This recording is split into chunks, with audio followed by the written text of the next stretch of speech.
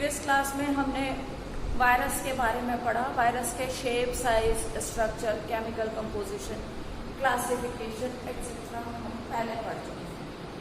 आज हम पढ़ेंगे वायरस नॉमेनक्लेचर या वायरस का नामकरण। वायरस का नामकरण 1968 में गिब्सन एंड हैरिसन के द्वारा किया गया। द्विनाम पद्धति वायरस की जो पूर्व में दी गई थी वो ज्यादा स्वीकार्य नहीं थी, कॉमन नहीं थी, क्योंकि उसमें बहुत सारी कॉम्प्लिकेशन थी। वो टेक्निकल सिस्टम था, डिफिकल्ट था, इसलिए बाद में जो ज्यादा एक्सेप्टेबल सिस्टम रहा वो गिब्सन का वायरल नॉमेनक्लेचर सिस्टम था। इस सिस्टम के हिसाब से वायरस का जो नाम है, इस वायरस के नाम को दो भागों में बांटा गया, जिसमें कि फर्स्ट पार्ट तो उसका कॉमन नेम कहलाता। कॉमन नेम जो था वो प्रचलित नाम उसका था, जैसे कि तंबाकू मोज़ेक वायरस जो है वो प्रचलित नाम है। ये नाम जो है जब एक बार रख गया तो ये नाम बाद में बदला नहीं गया। कॉमन नेम ये इसका प्रथम भाग बना वायरस का। सेकेंड नाम जो है उसमें कुछ कोडेड इंफॉर्मेशन थी, कुछ सूचनाएं जो है वो संक्षेप में लिखकर जो है इसका दूसरा भाग बना गया और इस भाग को क्रिप्टोग्राम कहा गया। इस क्रिप्टोग्राम में ग्रुप ऑफ इंफॉर्मेशन थी, जिन इंफॉर्मेशन के आधार पर किसी भी वायरस के नाम का द्वितीय भाग बना। ये क्रिप्टेड इंफॉर्मेशंस जो है, coded informations, 4 pair of informations के फॉर्म में यहाँ पर थी और ये 4 पेयर ऑफ इंफॉर्मेशंस थी। फर्स्ट थी type of nucleic acid. Nucleic acid कौन सा है, आरएनए है या डीएनए है? जैसा कि हम पहले पढ़ चुके हैं, वायरस में एक ही तरह का न्यूक्लिक एसिड होता है, या तो आरएनए या डीएनए। फिर इस न्यूक्लिक एसिड के कितने स्ट्रैंड हैं, number of strands of nucleic acid. अगर डीएनए है एक रज्जु की है या द्विरज्जु की, इसी तरह से अगर आरएनए है तो एक रज्जु की या द्विरज्जु की, कितने उसमें स्ट्रैंड्स है। नेक्स्ट है न्यूक्लिक एसिड का molecular weight, molecular weight of nucleic acid. तीसरा है दूसरे का सेकंड भाग है परसेंटेज ऑफ न्यूक्लिक एसिड की, उस न्यूक्लिक एसिड का वायरस में कितने प्रतिशत कंट्रीब्यूशन है। थर्ड है शेप ऑफ वायरस, कि वायरस की आकृति कैसी है। इसी का दूसरा भाग है शेप ऑफ न्यूक्लिक एसिड को, वायरस के अंदर जो न्यूक्लिक एसिड है उसका शेप कैसा है, ये इसका दूसरा भाग है। चौथा जो है युग्म, उसका पहला कैरेक्टर है होस्ट टाइप, कि उस वायरस का होस्ट कौन सा है। हमें पता है कि वायरस जो है होस्ट स्पेसिफिक होते हैं, पर्टिकुलर होस्ट पर ही वायरस अटैक करते हैं, तो उसका होस्ट कौन सा है। और दूसरा जो है वो ट्रांसमिशन ऑफ वायरस, कि उस वायरस का संचरण या संक्रमण एक से दूसरे पे किस तरह से हो रहा है, इस आधार पर ये जो है बहुत सारे वायरस का नाम दिया गया, कोडेड इंफॉर्मेशन इसमें रखी गई। तो ये जो वायरस है ये बहुत सूचनाओं को इकट्ठी करते हैं। ये सूचना अगर हम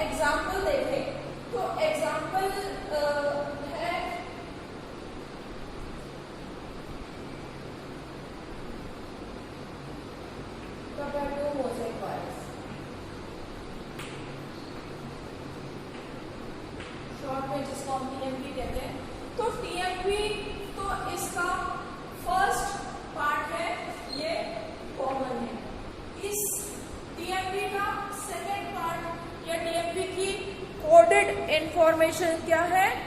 इसकी इंफॉर्मेशन है R1 dot 2/5 dot E/E dot S/S। इसका मतलब है तंबाकू का मोज़ेक वायरस ये सूचनाएं रखता है। पहला ग्रुप है ये type of nucleic acid, type of nucleic acid है यहाँ पर आरएनए। ये दर्शाता है नंबर ऑफ स्ट्रैंड्स की। आरएनए जो है वो सिंगल स्ट्रैंडेड एक रह चुकी है। इसका मतलब है मॉलिक्यूलर वेट ऑफ आरएनए। ये मॉलिक्यूलर वेट है लाखों में, तो 2 लाख इसका आरएनए का मॉलिक्यूलर वेट है। और आरएनए का जो कॉन्ट्रीब्यूशन परसेंटेज में है 5%। टोटल वायरस का 5% पार्ट जो है वो आरएनए है। ई यहाँ पर शेप ऑफ वायरस है ई यानी इलॉन्गेटेड, और शेप ऑफ न्यूक्लिक एसिड 4 भी यहाँ पर इलॉन्गेटेड है, इसलिए E/E। होस्ट टाइप यहाँ पर स्पर्मेटोफाइट है, इसलिए S। तंबाकू स्पर्मेटोफाइटिक प्लांट है, S आया है। और S का मतलब है ट्रांसमिशन सैप के द्वारा। प्लांट का जो सेल सैप है उस रस के द्वारा एक रोगित कोशिका से स्वस्थ कोशिका तक वायरस जो है वो इन्फेक्शन कॉज करता है। कुछ किताबों में यहाँ पर एयरबॉर्न भी दे रखा है, बट ये जो है सैप के थ्रू ट्रांसमिशन जो है ज्यादा सही है। अगर हम एक और एग्जांपल देखें,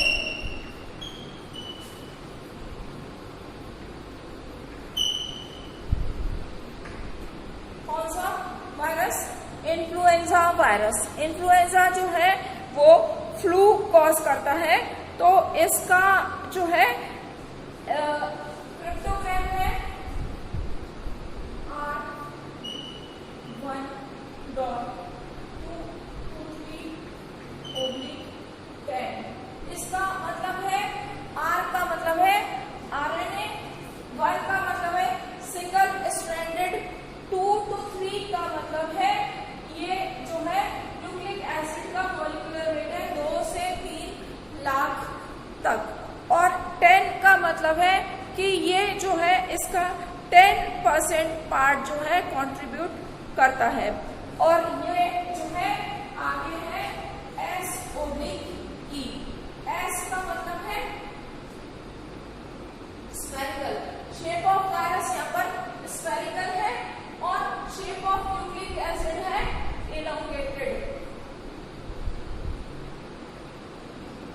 नेक्स्ट है होस्ट टाइप। होस्ट टाइप है वर्टिब्रेट और ट्रांसमिशन ऑफ वायरस हवा के द्वारा, इसलिए एयर है।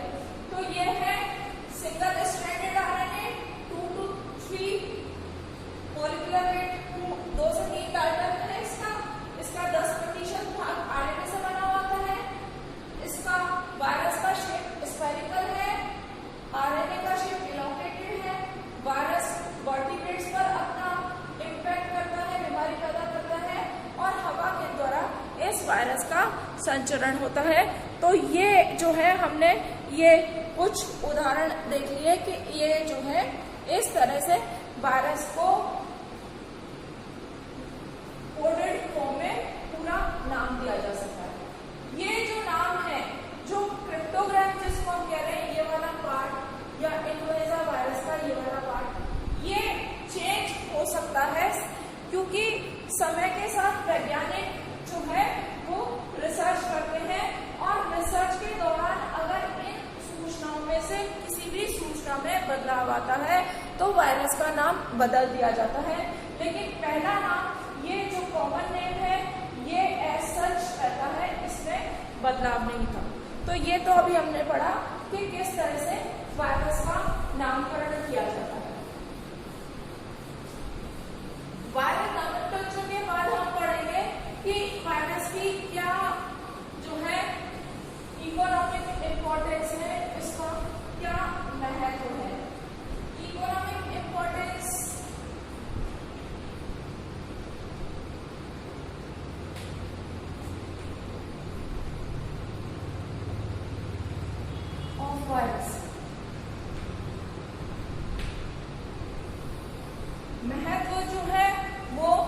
लाभदायक भी हो सकता है और हानिकारक भी हो सकता है। तो वायरस का जो इम्पैक्ट है वो पहले हम देखेंगे कि हार्मफुल किस तरह से है, उससे हमें क्या क्या नुकसान है। तो ये है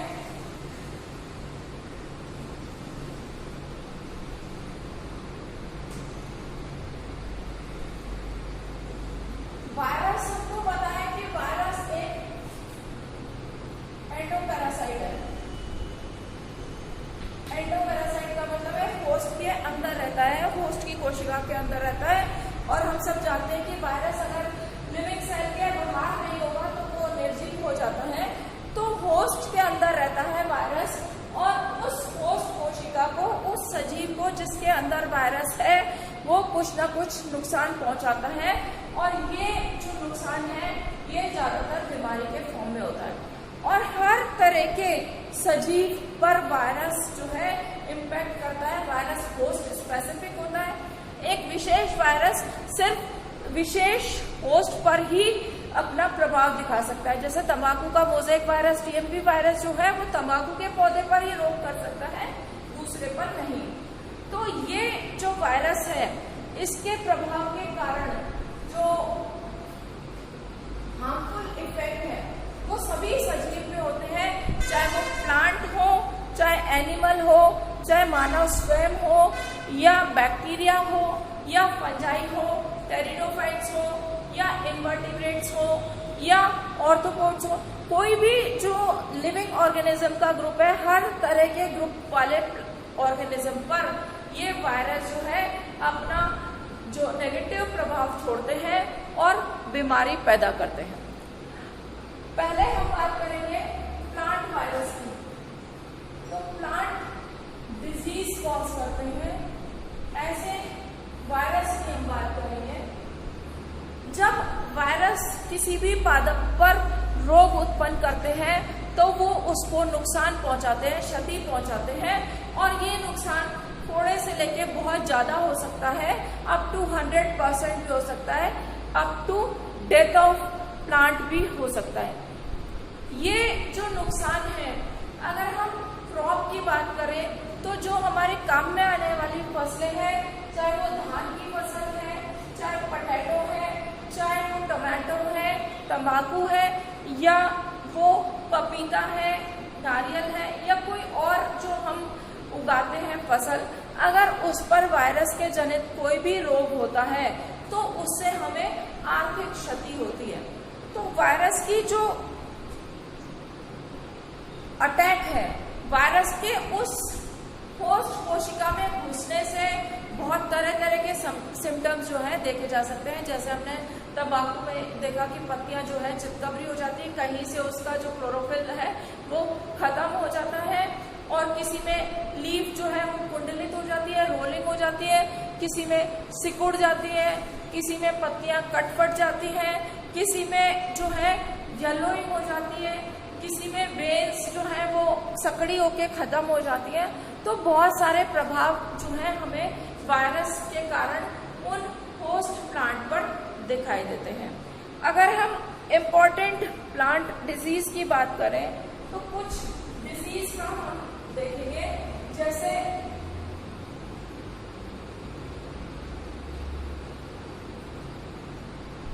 tobacco mosaic disease. Tobacco mosaic disease हमें पता ही है किसमें होती है, तंबाकू के पौधे पर होती है। और किसके द्वारा होती है, टीएमवी टोबैको मोज़ेक वायरस के द्वारा। ऐसे ही अगर हम देखें तो ये है ring spot disease. Ring spot disease ये बनाना में होती है और इसका वायरस है बनाना ring spot virus.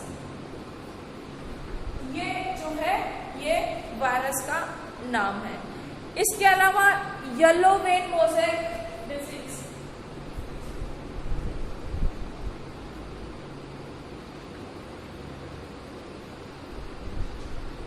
Yellow vein mosaic disease हमें पता है भिंडी में होती है, ओकरा में, और ये येलो वेन मोज़ेक कारण होती है। Potato leaf road disease,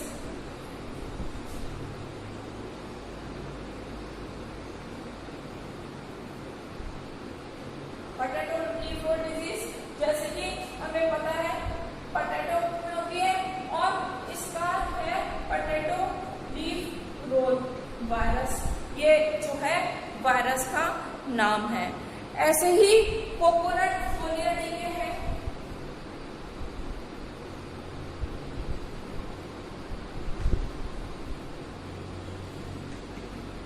coconut plant में होती है और कोकोनट फोलियर डीके वायरस जो है वो ऐसा वायरस है जो कि कोकोनट या नारियल के प्लांट पर इम्पैक्ट करता है और जैसा कि नाम से ही स्पष्ट है जिसके कारण से उसकी पत्तियां झड़ जाती है जो कि पौधे के लिए नुकसानदेह होती है। नेक्स्ट है बंची टॉप ऑफ बनाना,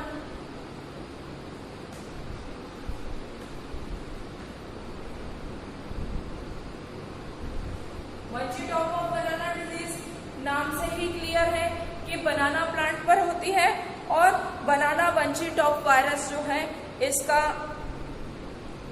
है एक एग्जाम्पल। इसके अलावा टोमेटो रिंग स्पॉट,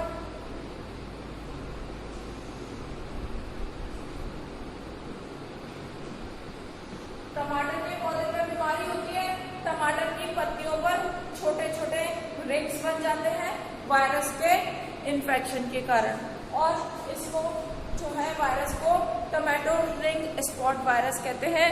तो ऐसे बहुत सारे वायरस हैं जो कि प्लांट्स में डिजीज कॉज करते हैं और हमारे को और पौधों को जो है नुकसान पहुंचाते हैं।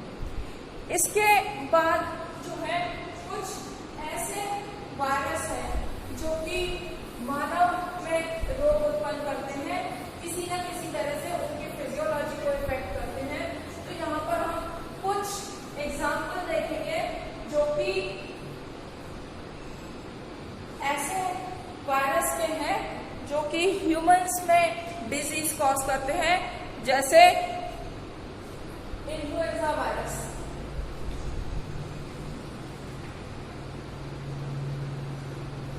Human disease,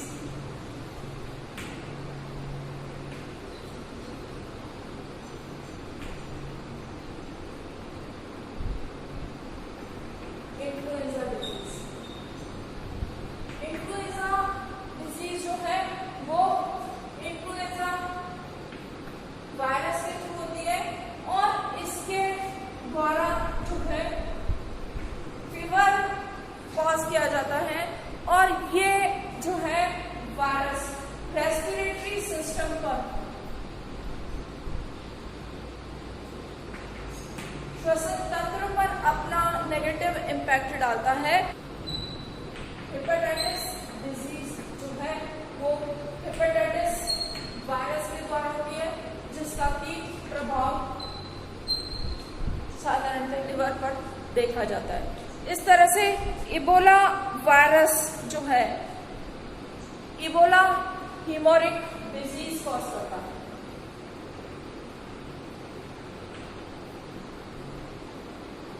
Ebola हीमोरिक disease cause करता है, इसका नाम है इबोला वायरस और इसका प्रभाव ब्लड पर पड़ता है और फुल बॉडी पर बाद में इसका इम्पैक्ट पड़ता है।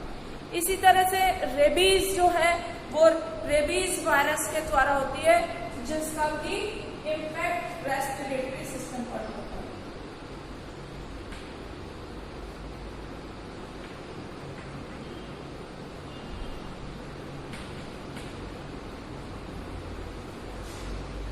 स्मॉल पॉक्स वायरस जो है वेरियोला वायरस के द्वारा होता है और इसका इम्पैक्ट पूरी बॉडी पर और स्किन पर होता है।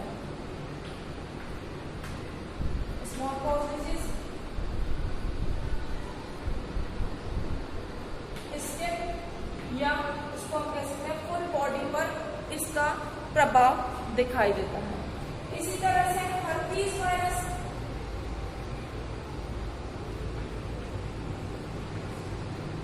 हर्पीज डिजीज जो है वो हर्पीज वायरस के द्वारा होती है। और हर्पीज वायरस में भी ये HSV1, HSV2 कई तरह के वायरस हैं जिसके के द्वारा अलग अलग बॉडी पार्ट पर इसके प्रभाव देखे जा सकते हैं। किसी हर्पीज का किसी टाइप का इम्पैक्ट जो है फेस पर आता है, किसी का एब्डोमेन पर और किसी का बैक पर। इस तरह से अलग अलग हर्पीज के द्वारा अलग अलग बॉडी पार्ट में इन्फेक्शन होता है। एक और इम्पॉर्टेंट डिजीज है एड्स। एड्स हमको पता है HIV के द्वारा होता है, ह्यूमन इम्यूनो वायरस। और ये ह्यूमन इम्यूनो डेफिशिएंसी वायरस जो है ये फुल बॉडी पर अपना इम्पैक्ट डालता है। अभी जो सबसे इम्पोर्टेंट चल रहा है कोरोना वायरस, उसका इम्पैक्ट रेस्पिरेटरी सिस्टम पे होता है। और शुरू में फीवर और कंजेशन या रेस्पिरेटरी प्रॉब्लम्स जो है इसका सिम्टम्स है। तो ये जो है ये कुछ वायरस हमने पढ़े जो कि ह्यूमंस में डिजीज कॉज करते हैं। इसके अलावा प्लांट्स और ह्यूमंस के अलावा वायरस एनिमल्स में भी डिजीज कॉज करते हैं।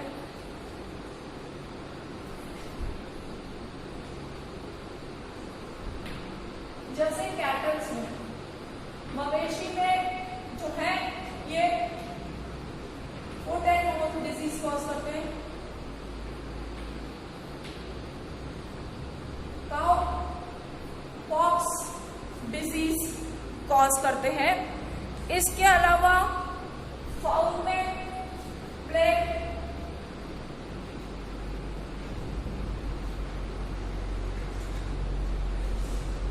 डिजीज कॉज करते हैं। इसके अलावा पिग में कॉलेरा,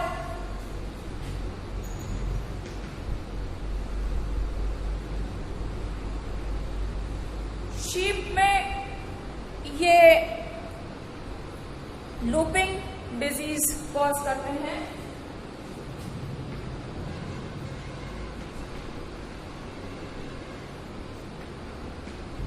ये हमने पढ़े कुछ एग्जाम्पल जो कि जंतुओं में बीमारी पैदा करते हैं।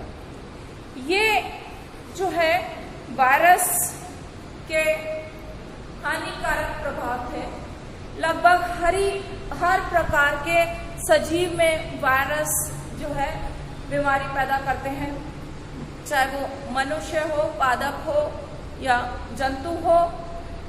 निम्न श्रेणी के पादप जैसे फंजाई, टेरिडोफाइट्स, ब्रायोफाइट्स, इन पर भी वायरस डिजीज कॉज करते हैं। बैक्टीरिया पर वायरस डिजीज कॉज करते हैं।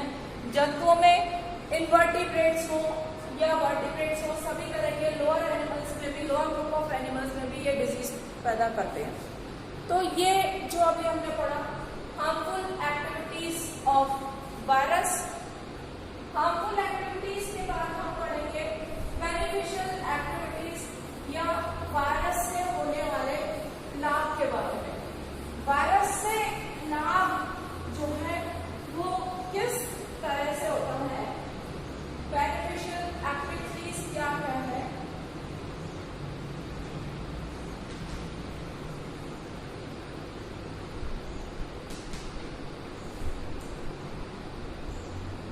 वायरस जैसे हमने पढ़ा कि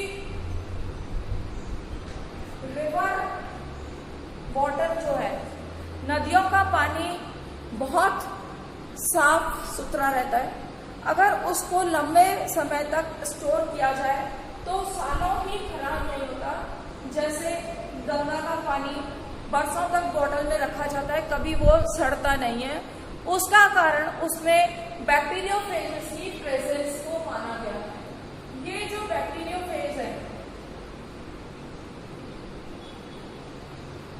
बैक्टीरियोफेज का शाब्दिक अर्थ है बैक्टीरिया का भक्षण करने वाले या बैक्टीरिया खाने वाले। तो ये ऐसे वायरस हैं जो बैक्टीरिया को खा जाते हैं, उनको नष्ट कर देते हैं, और यही बैक्टीरिया जो है ये पानी के प्रदूषण का या पानी को खराब होने का कारण बनते हैं। तो ये इन बैक्टीरिया को खाकर उस पानी को शुद्ध ही बने रहना देना चाहते हैं। तो इस गुण को वैज्ञानिकों ने इस्तेमाल किया। इस गुण के कारण, वायरस की इसी प्रॉपर्टीज के कारण इसको इस्तेमाल किया गया दूसरे कई अनुसंधानों में। इनको एंटीबायोटिक्स की जगह काम में लिया गया। एंटीबायोटिक्स क्या है? एंटीबायोटिक्स ऐसी केमिकल्स हैं जो कि उन बायोलॉजिकल ऑर्गेनिजम्स को खत्म करती है जो किसी भी सजीव में इन्फेक्शन करते हैं। उन बैक्टीरिया को खत्म करती है जिनके कारण जो है कोई भी इन्फेक्शन होता है, या फंजाई को या प्रोटोजोन्स को, ऐसे छोटे ऑर्गेनिज्म को खाने वाले, खत्म करने वाले केमिकल्स एंटीबायोटिक्स हैं। ये जब एंटीबायोटिक्स को जब दिया जाता है, जैसे सपोज अगर मानव में, ह्यूमंस में अगर कोई डिजीज है उसमें एंटीबायोटिक्स देते हैं तो वो इम्पैक्ट करेगी, बीमारी पैदा करने वाले बैक्टीरिया को खत्म कर देगी, लेकिन उस एंटीबायोटिक का कोई ना कोई नेगेटिव इम्पैक्ट, साइड इम्पैक्ट जो है उस पर पड़ता है। इसको रोकने के लिए इस एंटीबायोटिक की जगह बैक्टीरियोफेजेस का इस्तेमाल किया गया, क्योंकि इन बैक्टीरियोफेज का कोई एडिटिव साइड इफेक्ट नहीं है। इस बैक्टीरियोफेजेस में जेनेटिक मटेरियल लीनियर डीएनए है, और ये जो डीएनए है ये आसानी से इसके सेगमेंट्स किए जा सकते हैं, इसके आसानी से टुकड़े किए जा सकते हैं, और उन टुकड़ों में आसानी से मैनिपुलेशन किए जा सकते हैं। मैनिपुलेशन इन द सेंस कि उस टुकड़े में से कुछ टुकड़े जो हमारे आवश्यकता के हिसाब से नहीं है, कुछ जीनोम हटाए जा सकते हैं, कुछ डिजायर्ड जीनोम्स बाहर से लाकर ऐड किए जा सकते हैं, इसमें से कुछ जीनोम निकाले जा सकते हैं, कुछ ऐड किए जा सकते हैं, और ये जो जीनोम है ये रेस्ट्रिक्शन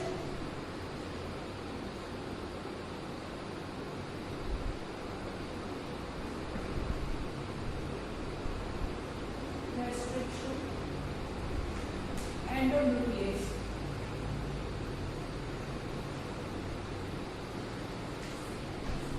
एंजाइम्स की सहायता से की जाती है। रेस्ट्रिक्शन एंडोन्यूक्लियस एंजाइम्स है जिनकी हेल्प से बाहर से कुछ जीनोम्स लाकर इसमें इनकॉर्पोरेट किए जा सकते हैं। तो ये जो डीएनए डिजायर्ड, जो हमारी आवश्यकता, जो साइंटिस्ट को जरूरत है, उस तरह का डीएनए बना लिया जाता है जिसको कि प्लाज्मिड कहा जाता है, और इस प्लाज्मिड को किसी भी कोशिका में प्रवेश करा के और उससे इच्छा अनुसार परिणाम प्राप्त किए जा सकते हैं। तो ये जो है बेनिफिशियल एक्टिविटीज हैं किसकी? वायरस की। इन वायरस को वैक्सीन्स के रूप में भी प्रयोग किया जाता है। वैक्सीन्स क्या है? वैक्सीन्स उसी वायरस की एंटीवायरस है। जैसे एक कोई भी वायरस है जो कि उस ऑर्गेनिज्म में डिजीज कॉज कर रहा है, उस वायरस से एंटीवायरस का निर्माण किया जाता है, और उस एंटीवायरस को इंजेक्ट करते हैं उस होस्ट के अंदर ताकि वो वायरस को खत्म कर दे। तो यहाँ पर ये जो वायरस है, इस वायरस की नॉन विरुलेंट फॉर्म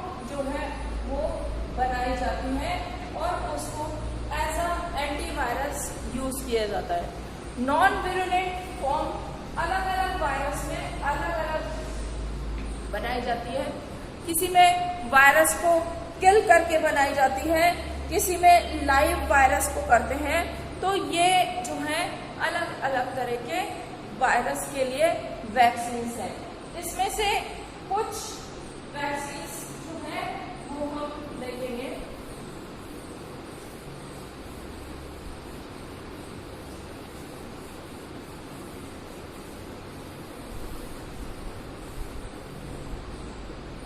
जैसे एग्जाम्पल जो है लिवर वैक्सीन जो है स्मॉल पॉक्स के लिए काम आता है।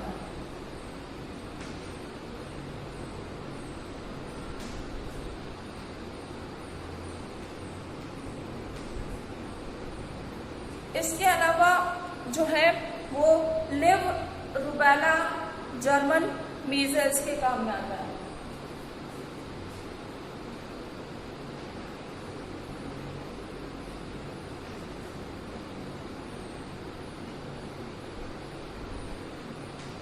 इसके अलावा किल्ड हेपेटाइटिस है।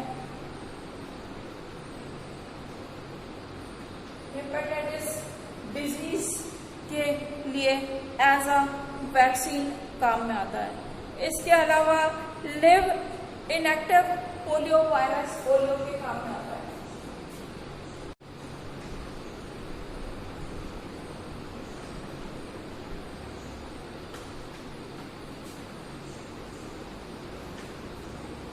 ये जो है ये पोलियो वायरस से ही प्राप्त किया गया है। उसको इनएक्टिव फॉर्म में एज अ वैक्सीन यूज किया जा सकता है। जैसे मम्स के लिए लिव मम्स वायरस काम में आता है, और जैसे मीजल्स के लिए मीजल्स वायरस काम में आता है। तो बहुत तरह के जो वैक्सीन्स है उसके इस्तेमाल से इन बीमारियों को रोका जाता है। ये जो वैक्सीन्स है ये सिंगल या मल्टीपल का मतलब है कॉम्बिनेशन ऑफ वैक्सीन्स भी यूज किए जाते हैं, क्योंकि वायरस बहुत जल्दी म्यूटेशन करता है। तो अगर कॉम्बिनेशन या मल्टीपल वैक्सीन्स यूज करते हैं तो उस म्यूटेशन का प्रभाव काफी हद तक जो है कम हो जाता है। ये तो था वायरस का यूज एज अ वैक्सीन। इसके अलावा वायरस को एज अ पेस्टिसाइड भी यूज किया जाता है। पेस्टिसाइड का मतलब है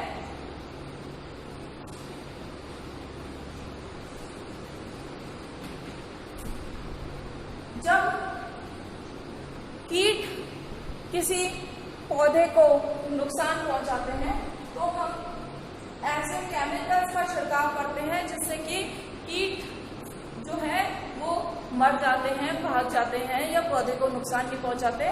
तो उन केमिकल्स को हम पेस्टिसाइड्स कहते हैं। लेकिन उन पेस्टिसाइड्स का नेगेटिव इफेक्ट प्लांट पर भी पड़ता है, हमारे इकोसिस्टम पर, एनवायरनमेंट पर भी पड़ता है। इसलिए इन पेस्टिसाइड्स की जगह कुछ ऐसे वायरस का यूज किया जाता है जो कि वायरस इंसेक्ट या जिसको कि हम कहते हैं आर्थ्रोपोडा के मेंबर्स पर इन्फेक्शन करते हैं। तो ऐसे वायरस को यूज करके उन कीटों को खत्म किया जा सकता है जो कि हमारी फसलों को नुकसान पहुंचाता है। इसका एक एग्जाम्पल है बैक्टीरियोवायरस।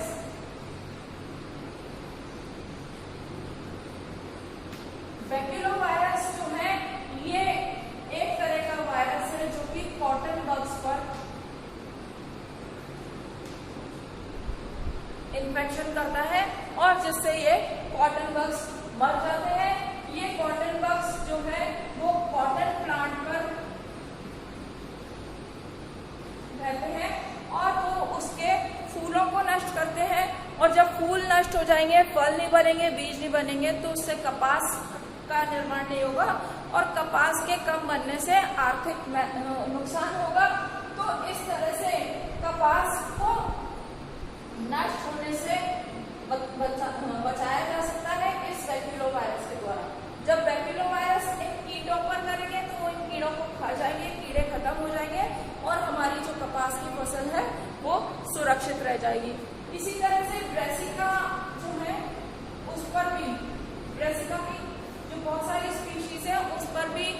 इंसेक्ट को ट्रीट किया जा सकता है इन बायोपेस्टिसाइड्स के द्वारा। तो ये जो पेस्टिसाइड्स हैं इसकी जगह जो वायरस काम में लिए जाते हैं इनको कहते हैं बायोपेस्टिसाइड। बायोपेस्टिसाइड्स हैं वायरस और ये पेस्टिसाइड्स हैं केमिकल्स। तो केमिकल से होने वाले दुष्प्रभाव से बचने के लिए यहाँ पर वायरस का इस्तेमाल किया जाता है एज अ बायोपेस्टिसाइड्स।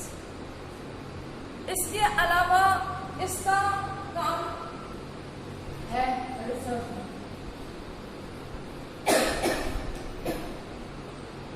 बहुत सारी जो रिसर्चेस हैं उसके लिए वायरस का इस्तेमाल किया जाता है, जैसे बायोटेक्नोलॉजी, जैसे जेनेटिक इंजीनियरिंग, इन फील्ड में कई जगह वायरस को यूज किया जाता है, क्योंकि वायरस की बॉडी में, वायरस में सिर्फ न्यूक्लिक एसिड है, उससे रिलेटेड कोई भी रिसर्च है तब हम वायरस का यूज करते हैं, क्योंकि वायरस में कोई भी अपनी मेटाबॉलिक एक्टिविटीज नहीं होती, इसकी अपनी कोई फिजियोलॉजी नहीं होती। तो ये जो है सिंपलेस्ट है, कई स्टडीज में ये यूटिलाइज होते हैं। वायरस जो है स्पेसिफिक डीएनए सेगमेंट को पहचानने में काम आते हैं। डायग्नोसिस में, diagnosis of specific DNA segment.